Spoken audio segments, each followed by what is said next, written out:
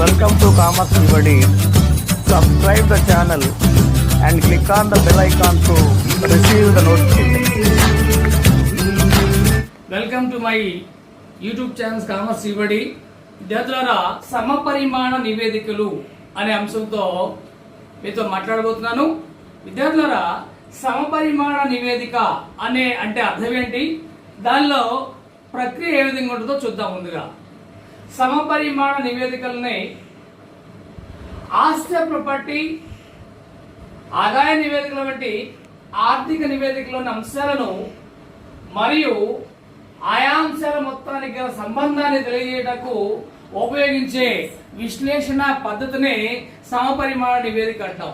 అంటే ఆస్తి ప్రాపర్టీలో కానివ్వండి, ఆదాయ నివేదికలో కానివ్వండి, రకరకాల దత్తాంశం ఉంటుంటుంది.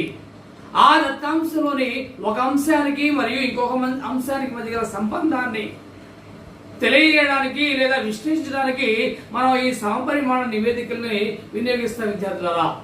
తర్వాత ఇందులో ప్రక్రియ ఏ విధంగా ఉంటుంది అంటే, ఆస్తి ప్రాపర్టీ మనకి ఇచ్చినట్లయితే ఆస్తి ప్రాపర్టీలోని మొత్తం ఆస్తులు 100గా భావించాలి. ఆ మొత్తం ఆస్తులకు మిగతా ఆస్తుల శాతాలను లెక్కించాలి. మొత్తం ఆస్తులు 100, మిగతా ఆస్తి ఆ 100లో ఎంత శాతం ఉంది అనేది లెక్కిస్తాం. అదేవిధంగా ఆస్తి ప్రాపర్టీలోని మొత్తం అప్పులను 100గా తీసుకోవాలి. మిగతా అప్పులు మొత్తం అప్పులకి ఎంత శాతం ఉన్నాయో లెక్కించాలి. తరువాత మనం కనుక ఆదాయ నివేదిక ఇచ్చినట్లయితే ఆదాయ నివేదికలోని నికర అమ్మకాలను 100గా తీసుకోవాలి. నికర అమ్మకాలు అంటే స్థూల అమ్మకాల నుంచి అమ్మకాల వాపసు తీసేస్తే వచ్చేది నికర అమ్మకాలు. అమ్మకాల వాపసు లేకపోతే ఇచ్చిన అమ్మకాలే నికర అమ్మకాలు అవుతాయి. సో నికర అమ్మకాలు 100, మిగతా వ్యయాలు మరియు ఆదాయాలు మొత్తం అమ్మకాలకి నికర అమ్మకాలకి ఎంత శాతంలో లెక్కించాలి. ఈ విధంగా మనం ఆయా శాతాలు లెక్కించాల్సి విద్యార్థులారా. ఇప్పుడు ఒక ప్రశ్నను తీసుకొని ఆ ప్రశ్న ఏ విధంగా ఉంటుందో చూద్దాం. తర్వాత వాటికి సమపరిమాణ నివేదికలు ఏ విధంగా తయారు చేయాలో చూద్దాం. ముందుగా ప్రశ్న చూడండి విద్యార్థులారా. ఇక్కడ మీకు ఎస్&N కంపెనీ మరియు K&N కంపెనీ యొక్క ఆస్తి ప్రాపర్టీలు మీకు ఇస్తున్నారు. ఆయా ఆస్తి ప్రాపర్టీల ఆధారంగా మీరు సమపరిమాణ ఆస్తి ప్రాపర్టీ తయారు చేయమన్నారు మిమ్మల్ని. చూడండి, ఇచ్చిన లెక్కలో అప్పుల్లో ఆధిక్య మూలధనము 2 కంపెనీలకు ఇచ్చారు. ఈక్విటీ మూలధనము, రిజర్వులు, మిగుళ్ళు, దీర్ఘకాలిక రుణాలు, చెల్లింపు హుండీలు, రుణదాతలు, చెల్లించిన ఖర్చులు, ప్రతిపాదించిన డివిడెండ్ 2 కంపెనీలకు సంబంధించారు విద్యార్థులారా. అదేవిధంగా ఆస్తుల్లో భూమి భవనాలు, ప్లాంట్ యంత్రాలు, తాత్కాలిక పెట్టుబడులు, ఇన్వెంటరీలు, పుస్తకపు బాకీలు, ముందుగా చెల్లించిన ఖర్చులు, నగదు, బ్యాంకు నిల్వలు ఇవ్వడం జరిగింది. వాటి ఆధారంగా పై కంపెనీల యొక్క ఆర్థిక పరిస్థితిని సమపరిమాణ ఆస్తి ప్రాపర్టీ ద్వారా పోల్చి చూడండి అంటున్నారు. విద్యార్థులారా, ఇచ్చిన లెక్కలోని వివరాలని లేదా వివరాలకు సమపరిమాణ ఆస్తి ప్రాపర్టీ తయారు చేస్తున్నాం మనం. దీనికి సంబంధించిన నివేదిక ప్రొఫార్మా ఈ విధంగా ఉంటుంది. వివరాలు ఆస్తులప్పుడు రాసుకుంటాం. ఇక్కడ మనకి 2 కంపెనీలు ఇచ్చారు కాబట్టి ఎస్&N కంపెనీ దాని మొత్తాలకు దానికి శాతాలకు 2 కాలమ్స్, అదేవిధంగా K&N కంపెనీకి సంబంధించి మొత్తాలు మరియు శాతాలకు సంబంధించి 2 కాలమ్స్. ఈ విధంగా ప్రొఫార్మా గీసుకోవాలి ముందుగా. తర్వాత ఆస్తుల్లో మన రకరకాల ఆస్తులు ఉన్నాయి. ఉదాహరణకి స్థిరాస్తుల్లో భూమి భవనాలు తీసుకుందాం. ఫస్ట్ ఇయర్ 20,000, సెకండ్ 1,07,000 ఉంది. ఇంకా రకరకాల స్థిరాస్తులు ఉన్నాయి. అదేవిధంగా ప్రస్తుత ఆస్తుల్లో తాత్కాలిక పెట్టుబడులు 1,000 రూపాయలు ఉన్నాయి. సెకండ్ ఇయర్ 40,000 అయినాయి. ఇక్కడ చూస్తే మొత్తం ఆస్తులు ఎస్&N కంపెనీ 4,38,000, K&N కంపెనీకి 8,08,000 ఉన్నాయి. విద్యార్థులారా, వీటికి ఆస్తులకి మనం శాతాలు లింకించడానికి ముందుగా మొత్తం ఆస్తులని 100గా తీసుకోవాలి. 2 కంపెనీలో కూడా, లేదా 2 సంవత్సరాలు వచ్చు మీకు. ఫస్ట్ ఇయర్, సెకండ్ ఇయర్, ఇక్కడ ఒక కంపెనీ 2 కంపెనీ. సో మొత్తం ఆస్తులు 100. మరి మిగతా ఆస్తులకి మనం శాతాలు లెక్కించడానికి ప్రొసీజర్ ఏమంటే, ఆ కన్సర్న్ ఆస్తి బై మొత్తం ఆస్తుల అమౌంట్ ఇంటూ 100. అంటే దీనికి శాతం ఎంత వస్తుంది? 80,000 డివైడెడ్ బై 4,35,000 ఇంటూ 100 వేస్తే మీకు 18.26 వస్తుంది. అదేవిధంగా తాత్కాలిక పెట్టుబడులు 1,000 రూపాయలు, దీనికి శాతం ఏమి వస్తుంది? 1000 డివైడెడ్ బై 4,35,000 ఇంటూ 100 వేస్తే మీకు 0.23 వస్తుంది. అట్లా అప్పుల విషయంలో కూడా ఇక్కడ మనం కేన్ కంపెనీ ఆస్తుల విషయంలో మొత్తం ఆస్తులు 8,08,000 ఇది 100గా తీసుకుంటాము. సో దీంట్లో భూమి భవనాలు 1,23,000 కాబట్టి 1,23,000 డివైడెడ్ బై 8,08,000 ఇంటూ 100 వేస్తే 15.22% వస్తుంది. అదేవిధంగా తాత్కాలిక పెట్టుబడులు ఇక్కడ 40,000 ఉన్నాయి కాబట్టి 40,000 బై 8,08,000 ఇంటూ 100 వేస్తే 4.95 వస్తుంది. అట్లా అప్పులు కూడా మొత్తం అప్పులు మనం 100గా తీసుకోవాలి. ఏ అప్పుకైతే మనం శాతం లెక్కిస్తున్నామో, ఫర్ ఎగ్జాంపుల్ ఆధిక్య మూలధనం 1,20,000 ఉంది. సో 1,20,000 డివైడెడ్ బై 4,35,000 ఇంటూ 100 వేస్తే మీకు 27.39 వస్తుంది. అదేవిధంగా రెండో కంపెనీలో ఆధిక్య మూలధనం 1,60,000 ఉంది కాబట్టి 1,60,000 డివైడెడ్ బై 8,08,000 ఇంటూ 100 వేస్తే 19.8% మనకి ఆ సంవత్సరానికి సంబంధించిన శాతం వస్తుంది ద్వారా. ఈ విధంగా మీకు ఇచ్చిన లెక్కలో అన్ని ఆస్తులకు అన్ని అప్పులకు శాతాలు లెక్కించినట్లయితే దాని యొక్క రూపం ఈ విధంగా ఉంటుంది విద్యార్థులారా. చూడండి విద్యార్థులారా, ఈ సంపరిమాణ ఆస్తుల పట్టిలో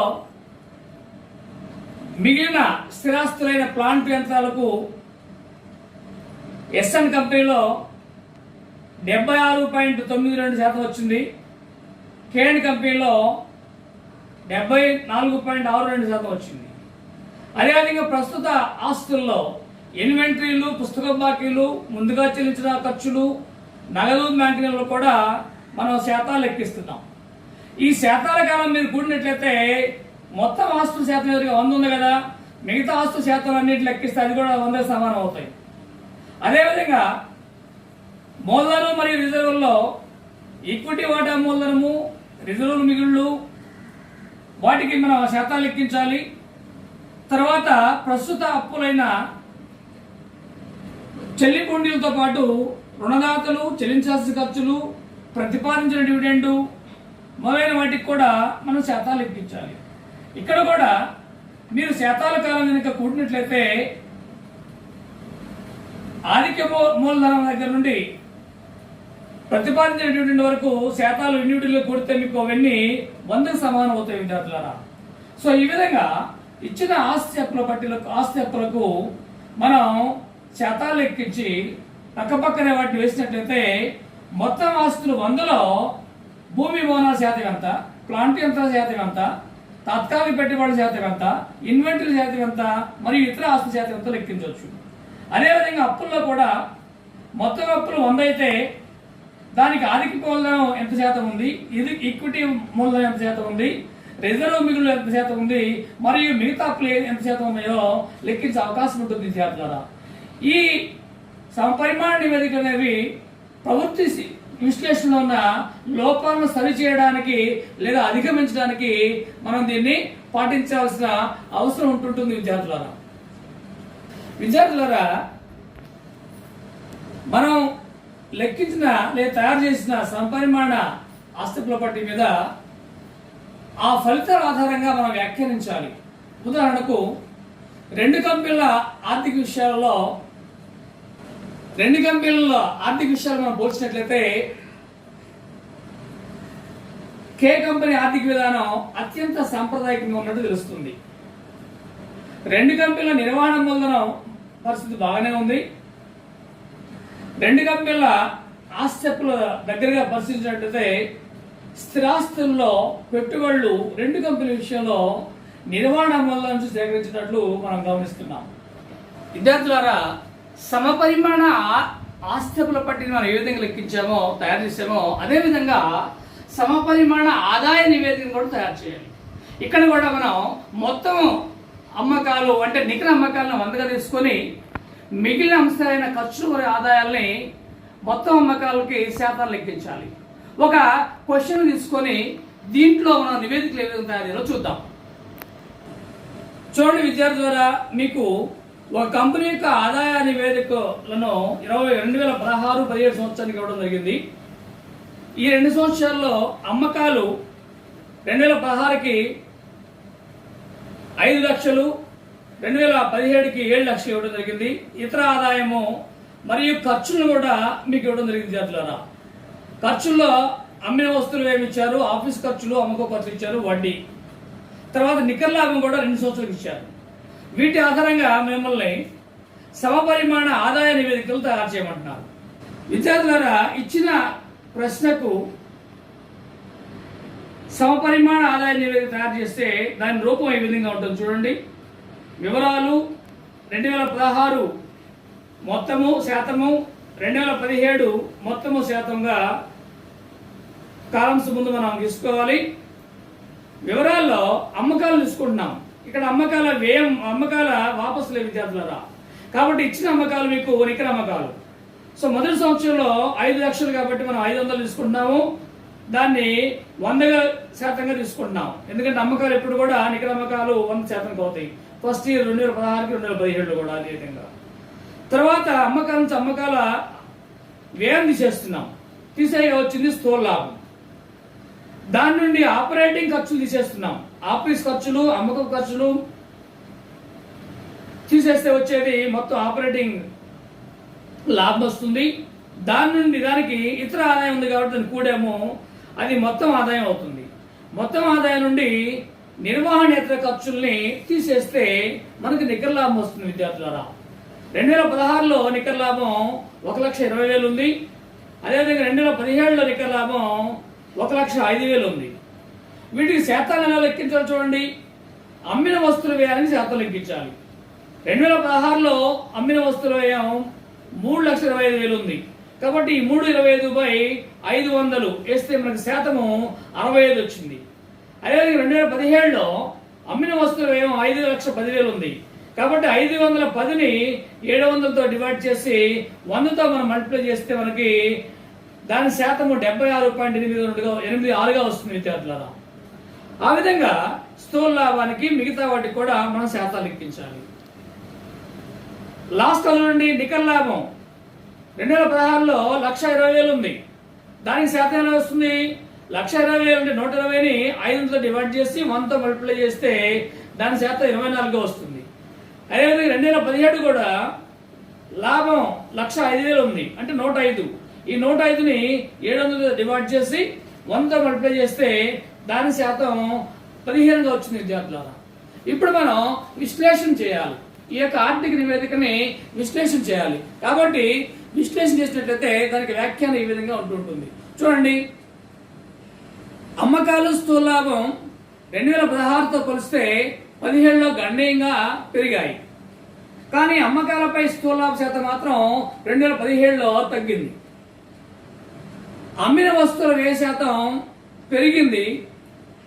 అది లాభదాయకతను 35% నుండి 27% తగ్గించింది. అంటే వస్తువుల వ్యయం పెరిగితే ఆటోమేటిక్గా లాభం తగ్గుతుంది. తర్వాత ఆపరేటింగ్ ఖర్చులు 2 సంవత్సరాలు కూడా అమ్మకాలు సమానమైన శాతం ఉన్నాయి. నికర లాభం 2017లో గణనీయంగా తగ్గింది, ఎందుకంటే ఖర్చులు పెరిగినాయి కాబట్టి లాభం తగ్గింది. అమ్మిన వస్తువుల వ్యయం కారణంగా 2017లో మొత్తం లాభదాయకత తగ్గింది. ఓవరాల్ గా కంపెనీ యొక్క లాభదాయక స్థితి అంత సంతృప్తిగా లేదు విద్యార్థులారా.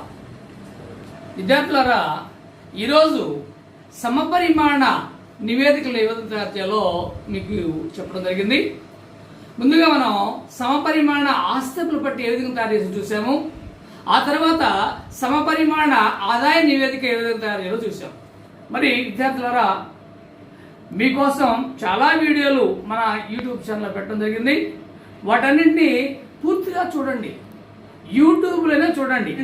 ఇంకా మీలో ఎవరైనా మన ఛానల్ సబ్స్క్రైబ్ కాకపోతే వెంటనే సబ్స్క్రైబ్ అవ్వండి.